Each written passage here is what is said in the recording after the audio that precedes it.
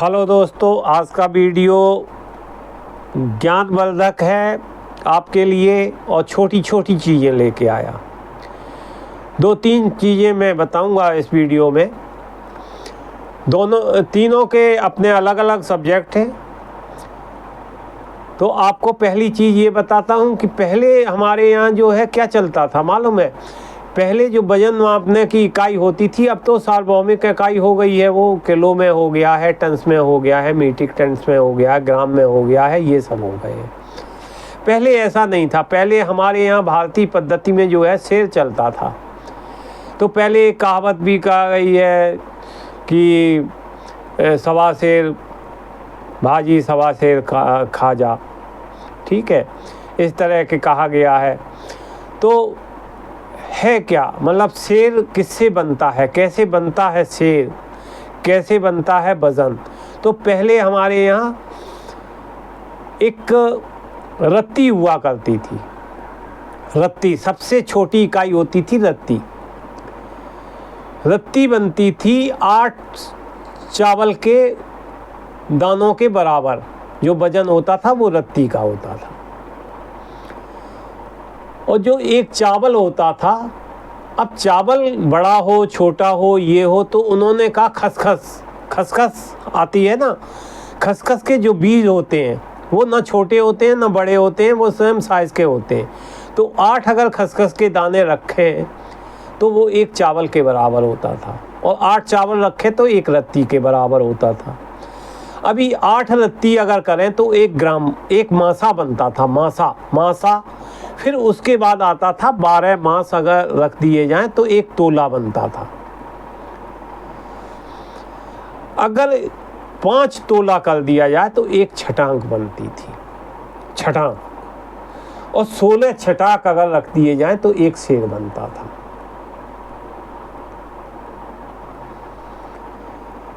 अब आप ये समझ रहे होंगे छटाक से सेर, तोले से छटाक, मासा से तोला, ये सब है क्या। अब मैं लास्ट में आऊँगा कि जो एक छटाक होगा, 16 छटाक होगी, वो 1 सेर बनेगा। और एक सेर जो होगा, जब 5 सेर के बराबर 1 पंसेरी होती थी, और 8 पसेरी के बराबर 1 मन होता था। मन, कुंटल नहीं चलता था, मन चलते थे। अब मैं आपको बताऊं, आप अब इससे वो कर लीजिए, कैलकुलेट कर लीजिए। 1 सेर में 933 ग्राम होते हैं, 1 छटाक में 58.3 ग्राम होते हैं। अब इससे आप कन्वर्ट करके निकाल सकते हैं कि 1 तोला कितने के बराबर होता है। 1 तोले 12 मास के बराबर हो, और 5 तोला 1 छटाक के बराबर होता है। तो 1 छटाक होती है 58.3 डिवाइडेड बाई 5, आपका तोला निकल आएगा, 5 तोला निकल आएगा। तोला निकल आएगा तो आपका सब कुछ निकल आएगा। यानी कि 58.3% अगर करेंगे तो करीब 11.6 ग्राम्स के आसपास वज़न होगा इसका, जो 12 ग्राम लगभग माना जाता है। ओके, दूसरा चीज़, सब्जेक्ट अलग है इसका। ज़िंदगी में अगर आपको संतुलन रहना है, अगर एक अच्छी ज़िंदगी गुजारनी है आपको, तो आपकी ज़िंदगी में 5 चीज़ों का संतुलन होना बहुत ज़रूरी है। सबसे पहले स्वास्थ्य, दूसरी आती है सोसाइटी, तीसरी आती है प्रॉस्पेरिटी, चौथी चीज़ आती है आपके रिलेशंस, और 5वीं चीज़ आती है स्वयं से स्वयं का संबंध, यानी कि स्पिरिचुअलिटी, आध्यात्मिकता। ये 5 चीज़ें अगर संतुलित हो गई आपके जीवन में तो समझिए आपकी ज़िंदगी खुशहाल है। अब आता हूँ मैं श्रीमद् भागवत के ऊपर, तीसरा सब्जेक्ट। मैंने 3 सब्जेक्ट बोले थे ना। तो श्रीमद् भागवत, तो सबसे पहले ये समझिए, ये कृष्ण ने अर्जुन को उस समय कही थी जिस समय अर्जुन जो है बहुत ही डिप्रेशन के शिकार थे। युद्ध का समय था, सेनाएं आमने सामने खड़ी हुई थी।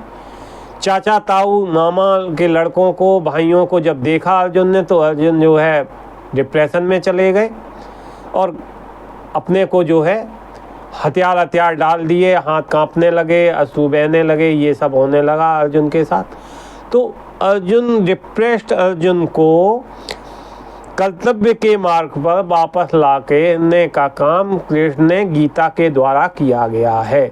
इसलिए गीता नामक ग्रंथ एक समुदाय विशेष का ग्रंथ ना माना जाए, उसे माना जाए कि गीता से आप क्या ले सकते हो और गीता से आप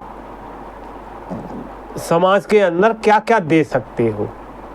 ये एक रिलीजियस का ग्रंथ नहीं है। देखिए, कोई भी ग्रंथ, गीता हो, भागवत हो या रामायण हो या कुरान हो या सिखों की गुरबाणी हो या ईसाइयों का जो है बाइबल हो, ये ग्रंथ बुरे नहीं है, लेकिन कम्युनिटीज़ की सोच गलत है, सोच गलत है।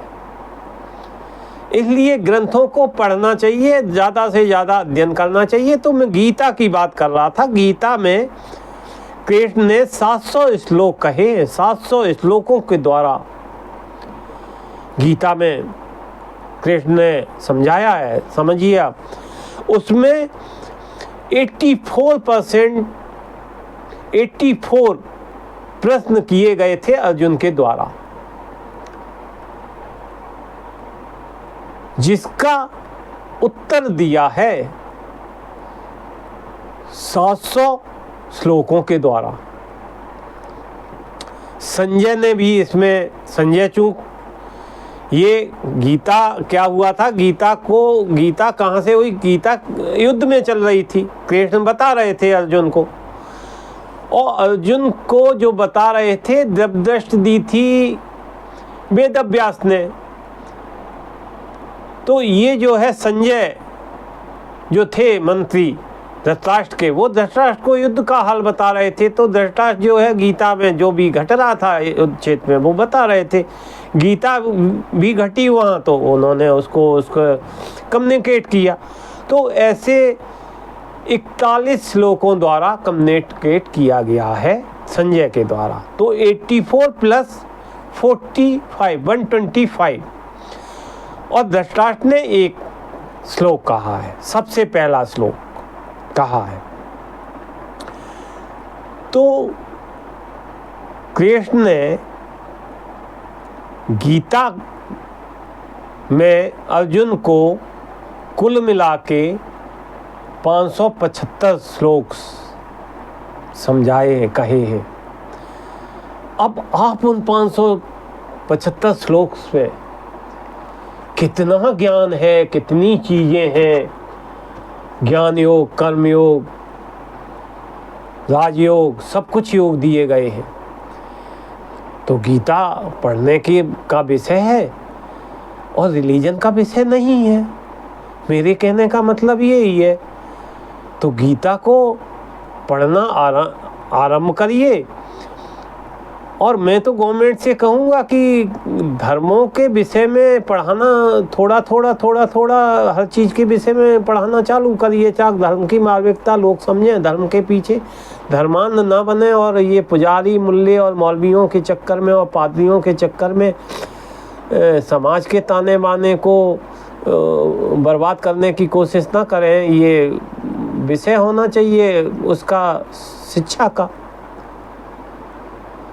और देखिए क्या है कि जब तक आप किसी भी धर्म को लेके बाइस्ड रहेंगे तब तक आपका भला नहीं होना है। कुछ धर्म में कमियां भी होती हैं, कुछ अच्छाइयां भी होती हैं। तो अच्छाइयां को इम्प्लीमेंट करना होता है, बुराइयों को इम्प्लीमेंट नहीं करना होता। या फिर इंटरप्रिटेशन जो है धर्म का अलग नहीं निकालना चाहिए। कुरान कहती कुछ है, इंटरप्रिटेट कुछ होता है। बाइबल कहती कुछ है, इंटरप्रिटेशन कुछ होता है। रामायण भागवत गीता कहती कुछ है, इंटरप्रिटेशन कुछ होता है। वो तो अपनी अपनी राजनीति के शिकार लोग हैं, वो लोग ऐसा करते हैं। लेकिन ज़रूरत है हर धर्म को समझने की, हर संप्रदाय को समझने की, हर चीज़ को समझने की। मुझे 3 बातें कहनी थी, मैंने 3 बातें कह दी हैं अपनी, और ये गीता के ऊपर मैंने थोड़ा सा, धर्म ग्रंथों के ऊपर थोड़ा व्याख्यान दे दिया है। इस चीज़ आपको कैसा लगा मुझे ज़रूर बताइएगा, और अच्छा लगा हो तो उसे आगे लोगों में सर्कुलेट भी करिएगा। बहुत बहुत धन्यवाद आपका। जय भारत, जय राष्ट्र।